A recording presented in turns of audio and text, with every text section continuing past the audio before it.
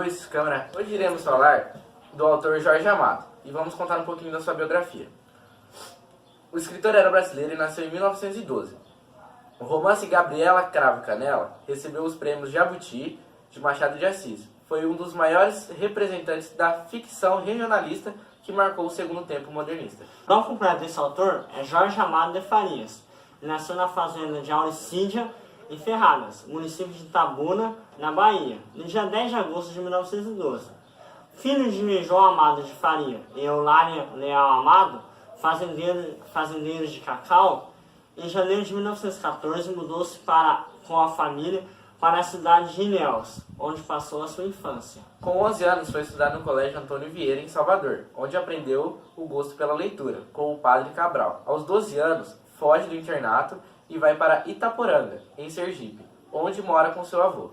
Depois de alguns meses, seu pai mandou buscá-lo sem desejar voltar. Peraí, então vamos. Depois eu volto ali. Frequentador dos candomblés, desde muito cedo, Jorge Amado tornou-se amigo dos pais de santo, perseguidos pela polícia. Em seus livros Jubiaba e Tenda dos Milagres, esses fatos são relevados. Ainda com 14 anos, começou a trabalhar no Diário da Bahia, depois o Imparcial. Agora vamos falar dos primeiros romances de Jorge Amado. Em 1930, Jorge Amado muda-se para o Rio de Janeiro. Em 1931, ele ingressa na Faculdade de Direito e publica seu primeiro romance, Os Pais do Carnaval, que narra a tentativa frustrada de um intelectual brasileiro de formação europeia, de participar da vida política e cultural brasileira. Em 1933, lança seu segundo livro, Cacau, que teve vários exemplares apreendidos.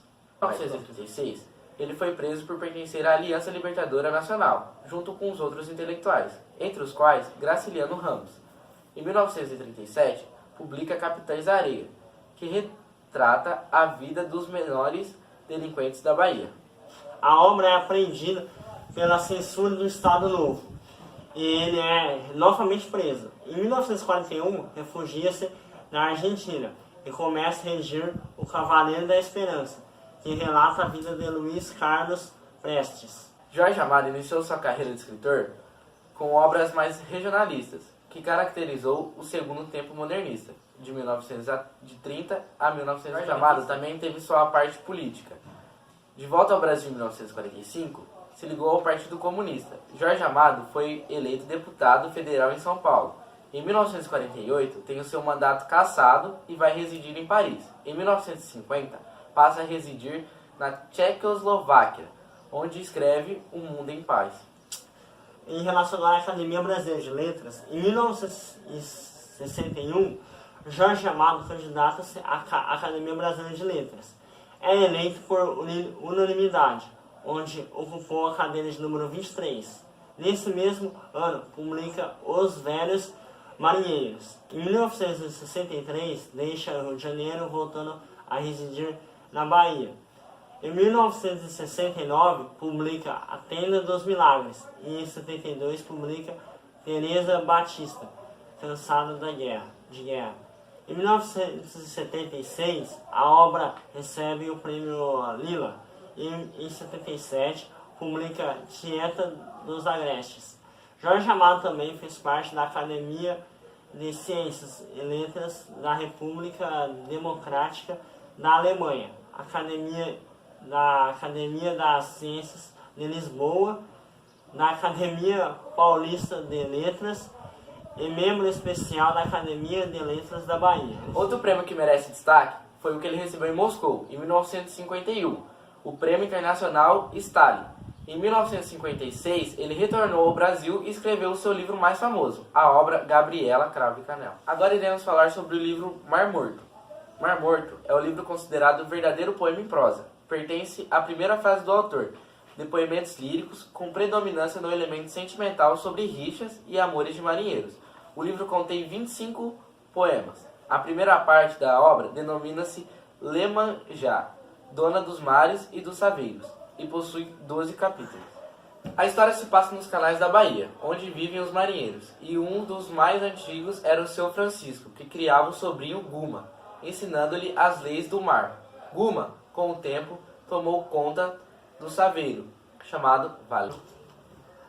A fama de Guma no cais ocorreu em uma noite de tempestade, onde Guma, com o seu valente, salvou um navio, Canavieiras, que iria naufragar. Depois disso, Guma conheceu Lívia, uma das moças mais bonitas do cais.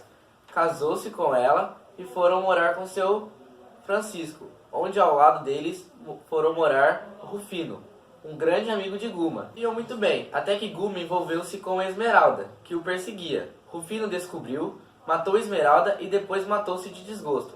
Logo depois, Lívia descobriu que estava grávida. Guma, com remorso de ter traído Rufino e Lívia, pegou o valente e foi para o mar, e bateu nas pedras. Não morreu, mas o valente ficou totalmente destruído.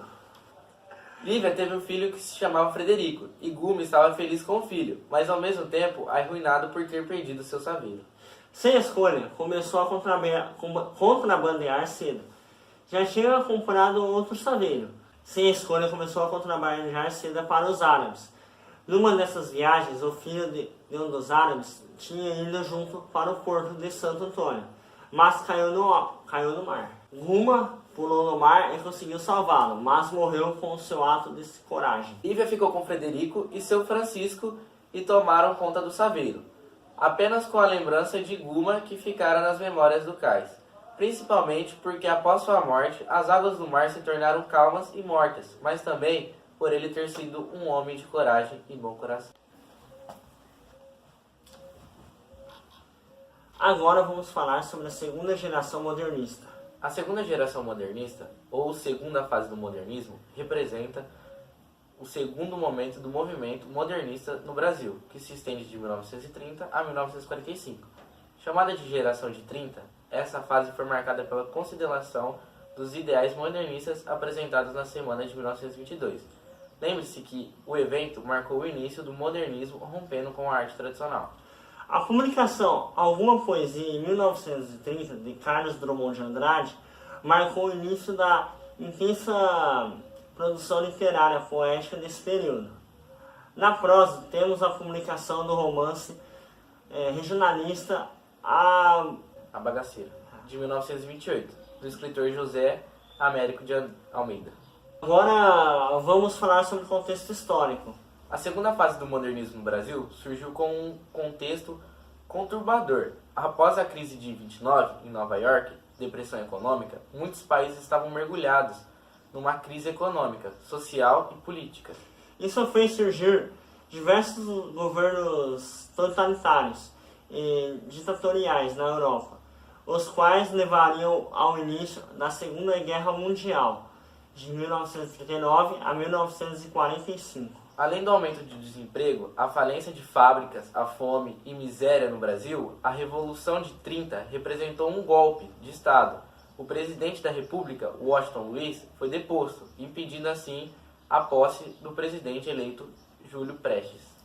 Foi o início da Era Vargas e o fim das oligarquias de Minas Gerais, em São Paulo, denominado de política do café com leite.